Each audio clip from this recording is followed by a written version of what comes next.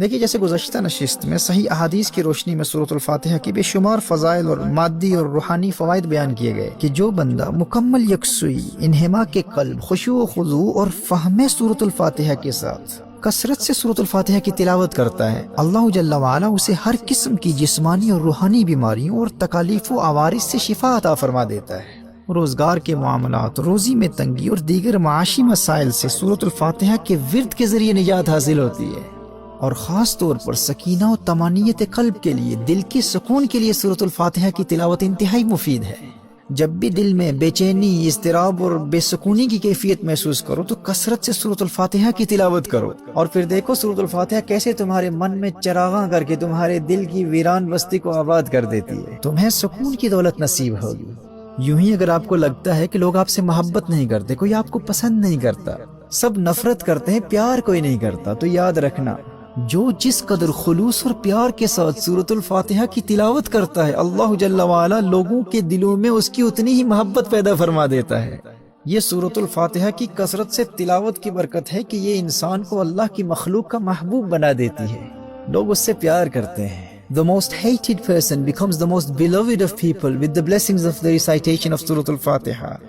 اور اگر کسی کا حافظہ کمزور ہے تو وہ کثرت سے سورۃ الفاتحہ کی تلاوت کرے، اللہ جل وعلا اس کے حافظے کو تقویت عطا فرما دے گا۔ مختلف قسم کی ذہنی بیماریوں کا علاج سورۃ الفاتحہ کی تلاوت میں ہے، اور خاص طور پر جو شخص ڈپریشن کے مرض میں مبتلا ہے، وہ جتنی توجہ کے ساتھ سورۃ الفاتحہ کی تلاوت کرتا ہے، اللہ جل وعلا اتنا ہی جلدی اسے ڈپریشن کے مرض سے شفا یاب کر دیتا ہے۔ اسی طرح دشمنوں کے مقابلے میں فتح حاصل کرنے کے لیے، امتحانات میں کامیابی کے لیے، کسی کمپٹیشن میں فتح حاصل کرنے کے لیے، اور زندگی کے ہر میدان میں سورۃ الفاتحہ فتح سے ہمکنار فرماتی ہے۔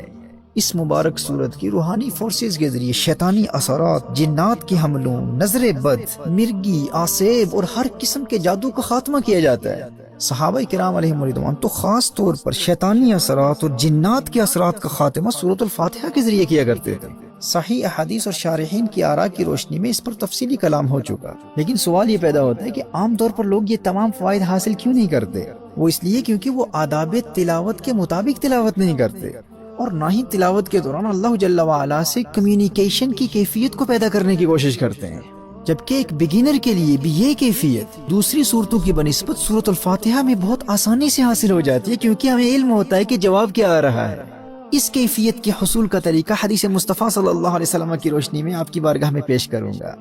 اور اگر آپ کی کوئی جائز حاجت ہے اور آپ چاہتے ہیں کہ آپ کی وہ حاجت جلد پوری ہو جائے، تو صحیح عقیدہ، گناہوں سے توبہ اور دین اسلام کے احکام پر عمل کی شرط کے ساتھ ہمارے مشائخ کے اس مجرب ورد پر عمل کیجئے، انشاءاللہ آپ کی حاجت جلد پائے تکمیل تک پہنچے گی۔ وہ عمل انتہائی آسان ہے۔ فجر کی سنتوں اور فرضوں کے مابین، یعنی صلاۃ الفجر کی 2 سنتیں ادا کرنے کے بعد اور 2 فرض ادا کرنے سے قبل اپنی اس حاجت کو ذہن میں رکھ کر 41 مرتبہ 41 ٹائمز سورۃ الفاتحہ کو بسم اللہ الرحمن الرحیم کی میم سے ملا کر یوں پڑھیں، بسم اللہ الرحمن الرحیم الحمد للہ رب العالمین، یعنی بسم اللہ الرحمن الرحیم کی جو آخری میم ہے، اس میم کو الحمد کی لام سے ملا کر بسم اللہ الرحمن الرحیم الحمد للہ رب العالمین ولا الضالین تک یہ ہر روز 41 مرتبہ 41 ٹائمز 7 سے 21 دن تک پڑھتے رہیں۔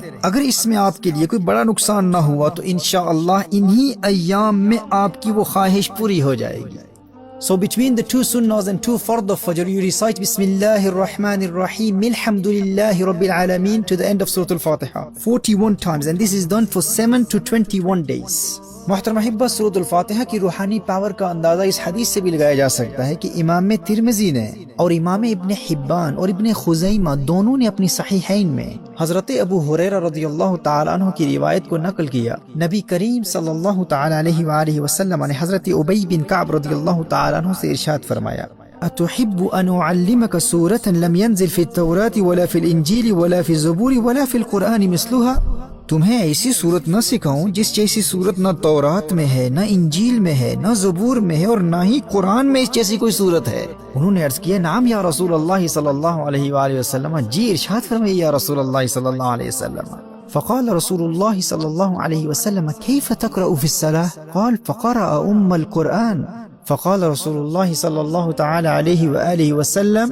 والذی نفسی بیدہ ما انزل اللہ فی التوراۃ ولا فی الانجیل ولا فی الزبور ولا فی القرآن مثلها۔ کونین کے والی صلی اللہ تعالی علیہ وآلہ وسلم نے ارشاد فرمایا نماز میں کیا پڑھتے ہو؟ تو انہوں نے ام القرآن کی تلاوت کی، یعنی سورۃ الفاتحہ کی تلاوت کی۔ تو نبی کریم صلی اللہ علیہ وآلہ وسلم نے ارشاد فرمایا مجھے قسم ہے اس ذات کی جس کے قبضہ قدرت میں مجھ محمد کی جان ہے صلی اللہ تعالی علیہ وآلہ وسلم، سورۃ الفاتحہ جیسی سورت نہ تورات میں ہے، نہ انجیل میں ہے، نہ زبور میں ہے، اور نہ ہی قرآن میں ہے۔ اللہ اکبر، سبحان اللہ۔ یہ وہ سورت ہے جو آپ سب کو ازبر ہے، ہم سب جانتے ہیں، نماز میں پڑھتے ہیں۔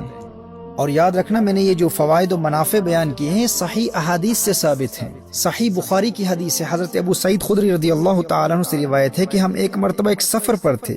ایک لونڈی آئی اور کہا کہ یہاں کے قبیلے کے سردار کو ایک سانپ نے کاٹ لیا ہے، کیا آپ میں کوئی ایسا ہے جو جھاڑ پھونک یا دم وغیرہ کر دے؟ صحابہ کرام علیہ رضوان میں سے ایک شخص نے وہاں جا کر کچھ پڑھ کر دم کر دیا اور اللہ جل وعلا کے فضل و کرم سے وہ شخص بالکل ٹھیک ہو گیا۔ جب بعد میں اس صحابی سے پوچھا گیا کہ کیا آپ کوئی جھاڑ پھونک یا دم وغیرہ بھی کرتے ہیں، آپ کو بھی اس چیز کا علم ہے؟ تو صحابی نے فرمایا کہ میں نے سورۃ الفاتحہ پڑھ کر دم کیا تھا۔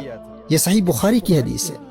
جب پوچھا گیا کہ آپ نے یہ علم کہاں سے حاصل کیا، آپ نے کچھ پڑھ کر دم کیا اور اس قبیلے کا سردار فوراً ٹھیک ہو گیا، تو صحابی نے فرمایا کہ میں نے تو سورۃ الفاتحہ پڑھ کر دم کیا ہے۔ اور پھر اس صحابی کے اس عمل اور اس تمام واقعے کو سننے کے بعد نبی کریم صلی اللہ تعالی علیہ وآلہ وسلم نے بھی تحسین فرمائی اور حوصلہ افزائی فرمائی۔ اسی طرح سنن نبی داؤد کی حدیث میں صحابہ کرام علیہم رضوان کا واقعہ بیان کیا گیا ہے کہ ایک آدمی کو لایا گیا جو زنجیروں میں جکڑا ہوا تھا۔ لوگوں نے کہا کہ یہ پاگل ہے اور تم محمد صلی اللہ تعالی علیہ وآلہ وسلم کے ساتھی ہو، اس پر کچھ ایسا پڑھو کہ یہ ٹھیک ہو جائے۔ صحابہ کرام علیہم رضوان اس شخص پر صبح و شام تین مرتبہ سورۃ الفاتحہ پڑھ کر دم کرتے۔ چند دنوں کے عمل کے بعد وہ شخص ایسا صحتیاب اور خوش و خرم نظر آنے لگا جیسا کہ کوئی غلام ہو اور اسے آزاد کر دیا گیا ہو۔ تو یاد رکھیے سورۃ الفاتحہ پڑھ کر مریض پر دم کرنا یہ کوئی بدعت نہیں ہے، صحیح بخاری اور صحیح ستہ کی دیگر صحیح احادیث سے ثابت مسنون عمل ہے۔ کوئی شخص کسی بھی مرض میں مبتلا ہو، سورۃ الفاتحہ کی تلاوت کر کے اس پر دم کیا جائے، اور اگر کوئی شیطانی اثرات یا جنات کے اثرات میں مبتلا ہو، آسیب زدہ ہو، اس پر کسی نے جادو کر دیا ہو، تو صحابہ کرام علیہم رضوان کے عمل کی روشنی میں صبح و شام تین مرتبہ سورۃ الفاتحہ پڑھ کر اس پر دم کر دیا جائے، اللہ جل وعلا اسے شفا عطا فرما دے گا۔ اور عام حالات میں بھی کثرت سے سورۃ الفاتحہ کی تلاوت کرنے والے کو وہ تمام روحانی اور مادی فوائد حاصل ہوں گے جن کا ذکر میں ابتدا میں کر چکا۔ لیکن یاد رکھیے سورۃ الفاتحہ کی حقیقی اسپرچل فورسز، روحانی فورسز تک رسائی اسے ہی حاصل ہوتی ہے جو آداب تلاوت کو مد نظر رکھتے ہوئے خلوص نیت کے ساتھ اپنے دل کو دنیا کے خیالات سے پاک کر کے مکمل خشوع و خضوع کے ساتھ اور اللہ کی جانب سے آنے والے جواب سے روحانی لطف و سرور حاصل کرتے ہوئے سورۃ الفاتحہ کی تلاوت کے ذریعے اللہ جل وعلا کے قرب کی منازل طے کرتا ہے، کامل فائدہ وہی حاصل کرتا ہے۔ لیکن اس کے فیوز و برکات سے زیادہ فائدہ حاصل کرنے کے لیے یقیناً آپ بھی اب اللہ جل وعلا کی جانب سے آنے والے جواب کو سننے کے لیے بہت بے تاب اور ایکسائٹڈ ہوں گے کہ آخر وہ جواب ہے کیا، تو سماعت فرمائیے۔